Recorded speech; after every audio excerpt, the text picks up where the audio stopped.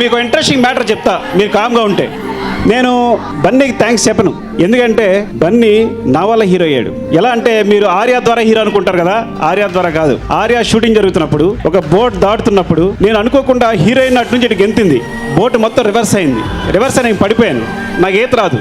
నాకు ఇంకా గుర్తు, మునిగిపోతున్నాను, చివరి క్షణాలు కళ్ళ ముందర మెదులుతున్నాయి. నేను పోతున్నాను అనుకుంటున్నాను, బోట్లో ఉన్న వాళ్ళందరూ అలాగే చూస్తారు, అందరూ షాక్ అయిపోయి చూస్తారు. ఇంకొక మినిట్ ఉంటే నేను మునిగిపోయినవాడిని. ఆ క్షణంలో ప్రాణాలు తెగించి దూకిన వాడు బన్నీ. నాకు ఇంకా తెలుసు ప్రాణం పోతున్నప్పుడు ఎలా ఉంటుందో, పరిస్థితి ఎలా ఉంటుందో కళ్ళ ముందు దూకడం. కానీ అంతకన్నా నేను తను దూకిన తర్వాత నన్ను లేపడానికి ట్రై చేస్తున్నాడు పైకి. నాకు ఈత రాకుండా తను లోపల లాగేస్తున్నా, 3 times లాగేశాను. అప్పుడు బన్నీ కూడా పోయిండేవాడు. నేను 3 times బన్నీని ముంచేస్తున్నా, బికాస్ నేను సేవ్ అవడం కోసం. అయినా సరే నన్ను మళ్ళీ పైకి లాగుతున్నాడు. సో కాబట్టి తను దూకి రక్షించే అవకాశం ఇవ్వకపోతే తను హీరోలు అవుతాడు.